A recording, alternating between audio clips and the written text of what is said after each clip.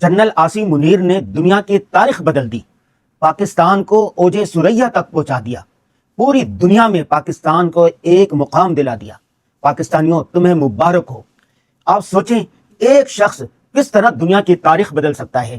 ہم سوچتے تھے، تاریخ میں پڑھتے تھے تیمور لنگ نے دنیا کو فتح کیا اور ایسا کیا، اور ہلاکو خان نے ایسا کیا، اور فلاں نے ایسا کیا، ٹیپو سلطان نے ایسا کیا۔ یہ بہادری کے واقعات ہم تاریخ میں پڑھتے تھے، لیکن پاکستان کو دو ایسے جنرل ملے ہیں جو اللہ کی طرف سے خصوصی نعمت ہیں۔ ایک جنرل ضیاء الحق، جنرل ضیاء الحق کی اتنی خدمات ہیں پاکستان کے لیے، عالم اسلام کے لیے، مسلمانوں کے لیے، دین اسلام کے لیے۔ اس سے پہلے پاکستان کے مدارس کا حال دیکھ لیں، لیکن جنرل ضیاء الحق نے پاکستان کے مدارس کو بوم دیا، پاکستان کے مدارس کے نیٹ ورک کو مضبوط کیا، علماء کرام کو عزت دی، علماء کرام کو فوج میں بھرتی کیا۔ جنرل ضیاء الحق وہ آدمی جنہوں نے پاک فوج کو منظم کیا، پاک فوج میں اصلاحات کی۔ جنرل ضیاء الحق وہ آدمی ہیں جنہوں نے قرار داد مقاصد کو آئین کا دیباچہ بنا دیا کہ اس کو کسی صورت میں تبدیل نہیں کیا جا سکتا، اور دیباچے میں لکھا ہوا ہے پاکستان کا جو قانون ہے وہ قرآن و سنت کے مطابق ہوگا، کوئی قانون قرآن و سنت کے مطابق نہیں بنے گا۔ جنرل ضیاء الحق، ذوالفقار علی بھٹو وہ آدمی تھے جنہوں نے پاکستان کو ایٹمی طاقت بنا دیا۔ اس میں سب سے زیادہ کردار جنرل ضیاء الحق کا ہے، اور انہوں نے رات دن ایک کر کے پاکستان کو ایٹمی طاقت بنا دیا۔ جنرل ضیاء الحق نے ڈاکٹر قدیر خان کو اور ان کی ٹیم کو اتنی چھٹی دی اور کہا کہ جس چیز کی تمہیں ضرورت ہے لے لو۔ اسلامی نظریاتی کونسل کو بھی جنرل ضیاء الحق نے بنایا۔ اب میں جنرل ضیاء الحق پر ایک کتاب پڑھ رہا تھا، جنرل ضیاء الحق کی اسلامائزیشن، تو میں حیران ہو گیا۔ 32 کارنامے ایسے ہیں جنرل ضیاء الحق کے جو پاکستان کی تاریخ میں اب تک کوئی نہیں کر سکا۔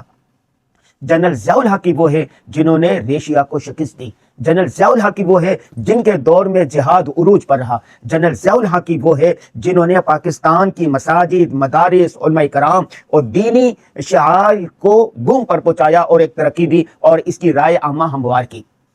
اس کے بعد پرویز مشرف جو تھا، اس کے دور میں پاکستان ہر اعتبار سے خسارے میں رہا، اس کا ہم ذکر نہیں کرتے۔ لیکن اس کے بعد عمران خان کے جو دور رہا یا جنرل باجوہ کا رہا، اس دور میں بھی پاکستان نے کوئی خاص ترقی نہیں کی، بلکہ وہ ہر اعتبار کے سب کے ساتھ صلح کرنا چاہتے تھے اور پاکستان ہر اعتبار سے نیچے ہی گیا۔ لیکن اللہ تبارک و تعالیٰ نے جنرل عاصم منیر جب سے عطا فرمایا ہے، اس وقت سے دیکھو بھارت کے خلاف جو پاکستان کو کبھی نہیں مانتا، بھارت پاکستان کے آغاز سے ہی بھارت نے پاکستان کو کبھی قبول نہیں کیا،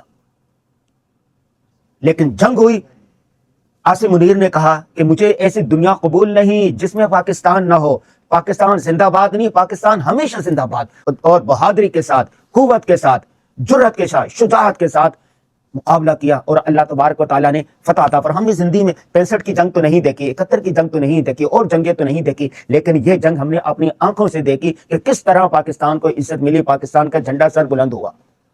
اور اس کے بعد صرف یہی برتری نہیں، بلکہ عالمی سطح پر اس وقت جو ایٹمی طاقتیں ہیں، عالمی طاقتیں ہیں، وہ پاکستان کی برتری کو تسلیم کرنے پر مجبور ہوگی۔ امریکہ ہو، رشیا ہو، چائنا ہو، جرمنی ہو، فرانس ہو، عرب ریاستوں، سب پاکستان کے سامنے بے بس ہیں، سب پاکستان کو مان رہی ہیں اور پاکستان کی قیادت کی تعریف کر رہی ہیں۔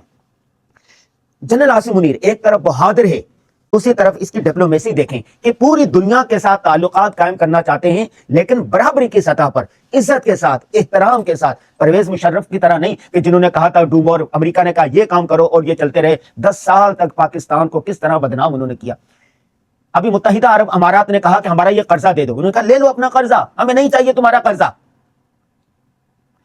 یہ نہیں کہا کہ ہمیں بھیک دو، وہ کہہ رہے کہ ہمارے ساتھ کاروبار کرو، آؤ گوادر میں ہمارے ساتھ کاروبار کرو، پاکستان کی زرعی زمین ہے، آؤ یہاں پر انویسٹ کرو۔ سعودی عرب کو کہا، چائنا کو کہا، اور ملکوں کو کہا کہ یہاں پر پاکستان کے جو قبائلی علاقے یہاں پر بے پناہ معدنیات ہے، کہا آؤ معدنیات نکالو۔ پوری دنیا میں ایسا نہری نظام نہیں ہے جیسا پاکستان میں ہے۔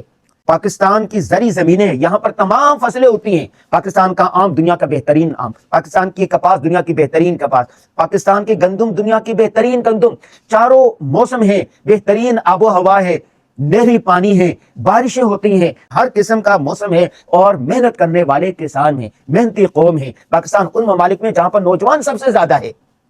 تو جنرل عاصم منیر نے نوجوانوں کے لیے بھی، نوجوانوں کو بھی ایک لائن دکھائی ہے کہ آپ محنت کرو، اور اسی طرح ہر طبقے کو کہا ہے کہ سب سے پہلے پاکستان ہوگا، پاکستان کے خلاف جو بھی کام کرے گا، جو بھی زہر اگلے گا، اس کو روکا جائے گا، اس کے خلاف مقدمہ ہوگا۔ پاکستان کی کسی چیز پر کمپرومائز نہیں ہوگا۔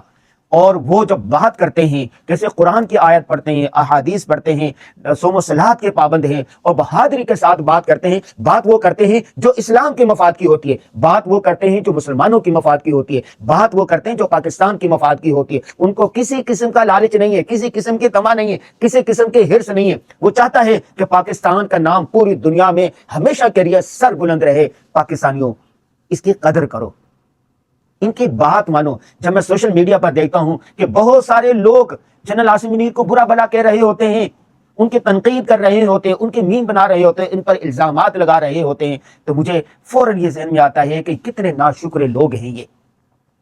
آپ نے آج کے بعد سے پاکستان کی، پاک افواج کی، ISI کی، جنرل عاصم منیر کی خلاف ہونے والی مہم میں حصہ نہیں لینا، بلکہ اگر کہیں ان کے کردار کشی ہو رہی ہے تو آپ نے ان کو ٹوکنا ہے، ان کو منع کرنا ہے۔ ہاں، کسی بھی ادارے کی پالیسی سے اختلاف ہو سکتا ہے۔ میں ویڈیو بنا رہا ہوں، آپ کو مجھ سے اختلاف ہو سکتا ہے، لیکن اختلاف کرنے کا دائرہ کار ہے، اس کا اصول ہے، اس کا طریقہ ہے۔ اختلاف کرے شائستہ الفاظ کے ساتھ۔ پاکستان ہمیشہ زندہ باد۔